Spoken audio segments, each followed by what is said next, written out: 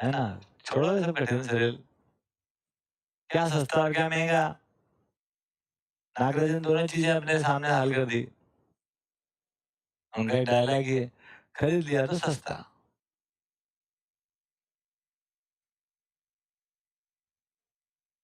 शुरू-शुरू में समझ में नहीं आता था। जब अपन ने खरीद के देखा कई बार तो पता चला यार सही बात है, खरीदे तो सस्ता और नहीं खरीद पाए तो महँगा। नमस्कार जी, जय हो। है ना? खरीदने से हर चीज़ सस्ती, नहीं खरीद पाने से महँगी। दूसरा सरल और कठिन, इसको भी हल कर दिया। समझ गए तो सरल, कर लिए, जी लिए तो और सरल।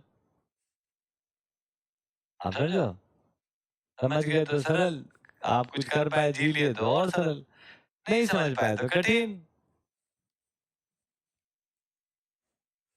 अच्छा, आप अगर कठिनाई से डर रहे हो, इसका मतलब है कि आपको समझ में नहीं आया। और नहीं तो क्या है? कौन सा काम कठिन जो आपको समझ में नहीं आता है? क्योंकि उसके लिए आपका मन तैयार नहीं है। है ना? जैसे चंद्रमा पे भी यान भेज ही दिया ना अपन ने, कौन सा कठिन है वो? आपने को समझ में नहीं आया कैसे बचा हो तो अपने लिए बहुत कठिन है, पत्थर नहीं आता अपना तो छत पे।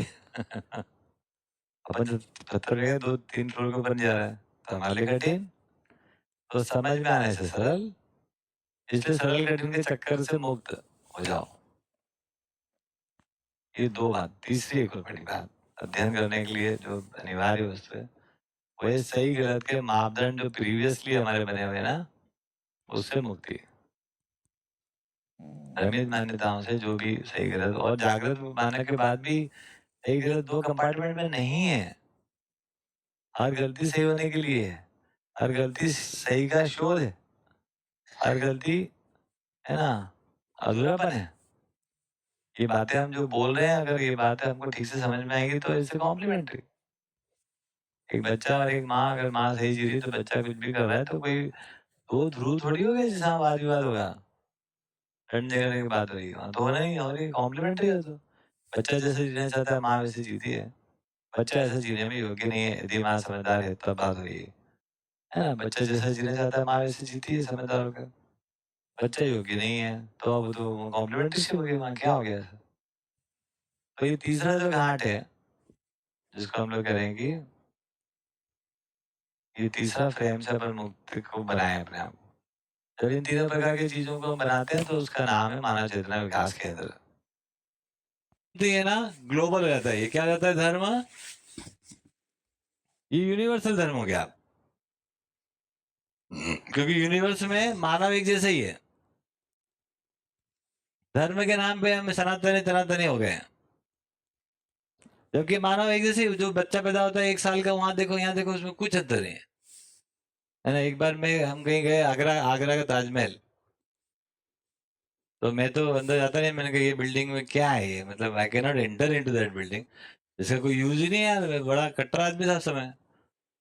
मैं मेरे को लगा मैं इसके अंदर क्या करूँ जाके? मैं तुम्हारे सबको घर वालों को बोला तुम्हारे जूते-चप्पल हम समेट लेते हैं, ध्यान रख लेंगे, चोरी चले जाएँगे। तो मैं गार्डन में वैसे बैठा हुआ तो हमारे साथ हमारे सब शिखर प्रकार सब छोटे-छोटे लगे एक एक उम्र के 3 साल के होंगे ये। ये देव-देव जैसे घूम रहे कहीं-कहीं ऐसे-ऐसे। तो वहाँ गार्डन में है ना एक साइड में ऐसा बारिश हुई थी, थोड़ा-सा पानी भरा हुआ था। अपन तो अध्ययन नहीं कर रहे, देख रहे क्या हो रहा है। ये जाके वहाँ छप-छप करने लगे और उधर से फॉरेनर का ग्रुप था पूरा, उनके पास भी ऐसे बच्चे थे इसी उम्र के। मैं देखते हैं अब क्या होता है, यूनिवर्सल है कि नहीं आदमी, है ना? अब पता लगा उधर के 3 साल के बच्चे वो भी आ गए, दोनों ही सब ऐसे कर रहे हैं दोनों, सिर्फ दोनों इधर वाला उधर वाला। कुछ अंतर नहीं है, आप उनका रंग अगर चमड़े का कलर से अगर आइडेंटिफ़ाई नहीं करो, तो उनकी एक्टिविटी से, उनके कंसर्न से, उनके मज़े से, उनके सुख से, उनकी समझ से वो एक जैसे हैं और हम एक जैसे नहीं बता पा रहे हैं। आप समझो। तो यही हमारी कट्टरता को बनाता है, जब हमको समझ में नहीं आता और हम घोषणा कर देते हैं ना, ज़िम्मेदारी ले लेते हैं, तो फिर वो कट्टरता आ जाती है, रिजिडिटी आती है, अब हम किसी को सुनेंगे नहीं है। तो अभी क्या है सनातनी हो तो मानव को समझ लो तो ग्लोबल हो गए। ये नहीं होता है ना? लेकिन उसका मतलब ये नहीं कि हमने जो बोल दिया वही सनातन है। सनातन का मतलब टाइमलेस होता है वो, किसी समय बदलेगा नहीं वो। यदि वो बदल रहा है तो फिर वो सनातन नहीं है ना? अभी क्या हो गया, हम सब एक प्रकार से हमारे बोलचाल को वापस हम सनातनी कर रहे हैं, कपड़े लत्ते सनातनी कर रहे हैं, हमारे घर-बार, काम-काज तो सब विदेशी हो गए। कौन सी गाड़ी में आए? गाड़ी में आए कि नहीं आए?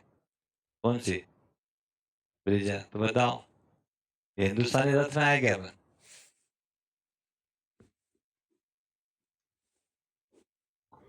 तो अभी कहाँ बचा? सामान तो हमारा ग्लोबल हो गया है और अकल हमारी लोकली रह गई है, हो नहीं गई। सामान हमारा ग्लोबल हो गया है। और वो रथ गायब हो गई, ये आ गया, अब ला के दिखाओ वापिस। मेरे को एक सज्जन बोले, आपके मित्र थे, बोले हमें ना हिंदू, क्या बोले, हिंदू राष्ट्र की स्थापना करेंगे। मैं कहा बहुत अच्छी बात है, आप कर ही नहीं सकते, करना है मत कभी, है ना? क्योंकि आप कर ही नहीं सकते। हिंदू हिंदू राष्ट्र का मतलब होता है हिंदू में 4 वर्ण 4 आश्रम। बात समझ गए?